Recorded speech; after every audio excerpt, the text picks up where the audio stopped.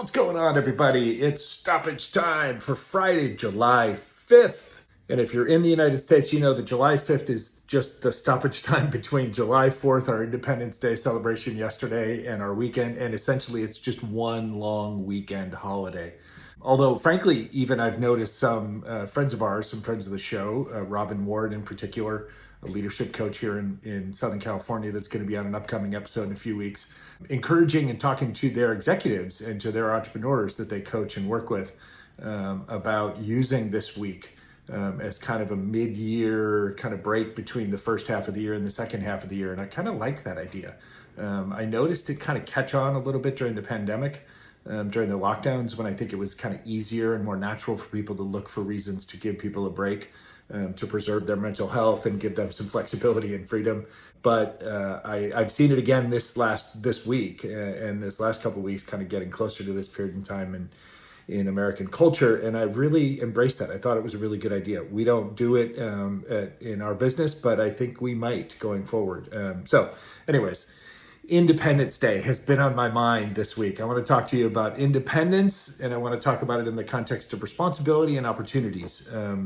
Frankly, you might hear it still. I've been a little under the weather since the weekend, so kind of been sacked out and not doing much work, and frankly, therefore, not had much else on my mind other than Independence Day. Although related to our independence and separate from our independence here in the United States, where we celebrated our 248th birthday, we are also in a period of kind of exciting or unnerving, very involved, complicated politics, local politics, national politics, and geopolitics going on this week around the world.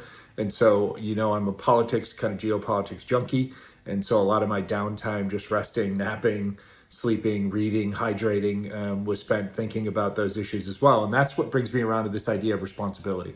The 4th of July, much like those of my friends in Mexico who celebrate their Mexican Independence Day, which I've been fortunate enough to celebrate in person in Mexico a few different times in mid-September, or friends of mine who celebrate, I think it's Independence Day in France is Bastille Day, and friends of mine all around the world who celebrate the various independence days of their countries can appreciate is that ultimately it's our responsibility.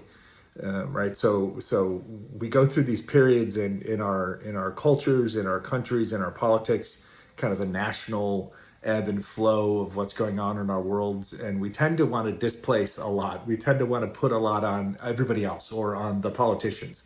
And if you live in a democratic, free market economy, representative democracy like ours, ultimately those people that have those jobs, those politicians that have those positions in office, are there because of us. And we could like or dislike individual representations of them. We could say that I didn't vote for that person, but then they won, etc. All that is true. But in the generic, in the broadest sense of the us, we are the people. We, the people, as we say in the preamble of the United States Constitution, are the ones responsible for the pursuit, as we also say, of a more perfect union. And so whether it's my friends that I saw taking the voting responsibilities in Mexico as Mexicans' national elections happened recently, and I saw friends of mine here in Los Angeles who are dual citizens or who are Mexican citizens literally lined up around the consul office here for hours and hours and hours and hours to be able to extend their right to participate in their democracy, their right to have their voice heard, to vote. Whether it's them, whether it's our friends this week who voted in the UK to change the direction of their country from the Conservative Party rule to the Tory Party, Labour Party rule, or its friends in India who voted in elections in this past 6 months, or its friends in France who are voting in the midst of voting this week, last week, to determine kind of the future makeup of their government, or as we will do here as Americans, we're in the throes of a presidential election, as those who in the U.S. know, and many around the world pay attention to, and we will vote this November.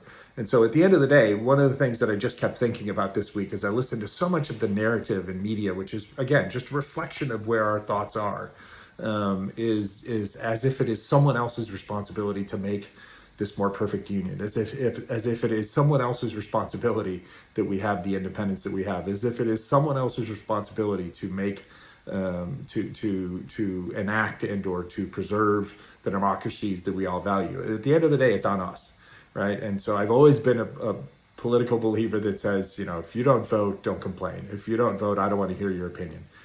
Kind of an attitude, right? And while I'm flexible on that, the truth is, like, I really do believe, participatory democracy is only as good as those of us who participate. I've been fortunate to have been in countries. I will starkly remember my experiences in Chile when I was there during a period of really, really, really important elections, and how vibrant and how active the community is, and how participatory everybody is, how seriously people take their responsibility as a citizen. And sometimes, often here in the US, I just feel like we don't take our responsibility as a citizen quite as seriously as we like to put the weight on all these others, right? We love to blame and finger point. And I'm just encouraging us, coming out of this week of celebrating our 248th birthday, realizing that our country is far from perfect. I wrote something yesterday that talks about how we both kind of live in the middle of celebrating our best strengths and also realizing and recognizing and admitting our worst flaws. How we are literally in pursuit of a more perfect union, and we ideally will be in pursuit of a more perfect union forever, because the makeup of our country, the makeup of the people who participate, the literal demographics of our neighbors and neighborhoods shifts constantly. And that is a good, healthy thing. That is ultimately what has made this country what it is. It's what makes every country vibrant, is the differences of ideas, the representation of every cohort and every interest group. But that's an imperfect thing. That is not something that can be quote unquote achieved. It's literally just a constant pursuit. Pursuit is democracy. Pursuit is the result of the independence, in our case, from England. So anyways, that's been on my mind. But then the secondary part of it really kind of ties us back to Entrepreneurial Thinkers, our podcast. And the conversations that I've had just in recent weeks. This week's episode, which dropped on our audio, on all your audio platforms, wherever you love to listen to your audio episodes, and will drop on Monday on our YouTube channel with Lily Roca she's the CEO of the Latino Restaurant Association. And we talked about how incredibly important our Latino immigrant community and native-born Latino communities are to our, not just our restaurant industry, but then how restaurants and hospitality are so literally critical to our economy.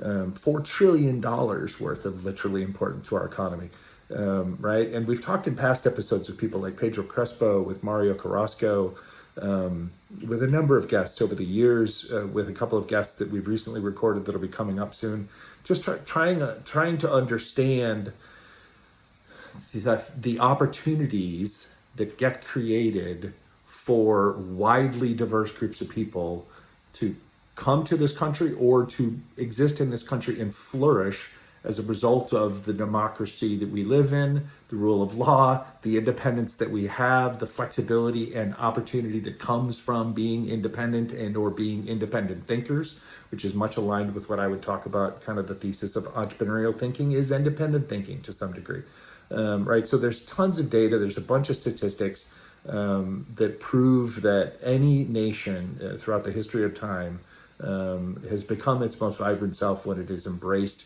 those that are different, when it has embraced new ideas, when it has embraced new cultures, when it has embraced new people. That is literally what fuels the growth and the constant kind of regrowth. And again, the constant pursuit of the more perfect union, right? The ever-changing pursuit. That is democracy. And that is opportunity that is there. Now, some folks would love to kind of thwart those opportunities, to close those doors, both literally and metaphorically. That's not just the country I want to live in, right? That's not the approach to democracy that I appreciate and embrace. But there are people that will do that. And they're not necessarily doing it because they actually understand that they think that it would be beneficial. They're doing it to kind of try and preserve a version of the past, or a life that they used to have, or a fantasy version of a life that they think used to exist. But the truth is, study history, study how we got here, if you're going to understand how we go forward. And if you know me at all, you know that I am a wild advocate for this notion of we cannot understand how to go forward unless we understand how we got here. And in the spirit of that, in the spirit of just keeping this as a short, happy Independence Day, Estados Unidos message today, with a little bit of things that I was thinking about and a little bit of reminder coming from some of the guests that we've had on our show, like Lily Roca, I want to finish up by just giving you a book recommendation. The book recommendation is Prisoners of Geography, 10 Maps that Explain Everything About the World. It's by an author and historian named Tim Marshall. I read this book for the first time, I don't know, 3 or 4 years ago during the pandemic, beginning of the pandemic, so maybe 4 years ago. And I would listen to it on my walks. And he goes back and he studies literally kind of the maps, the geography of the world, going back 5, 6, 7, 800 years to help us understand the present day world that we live in. And it's fascinating.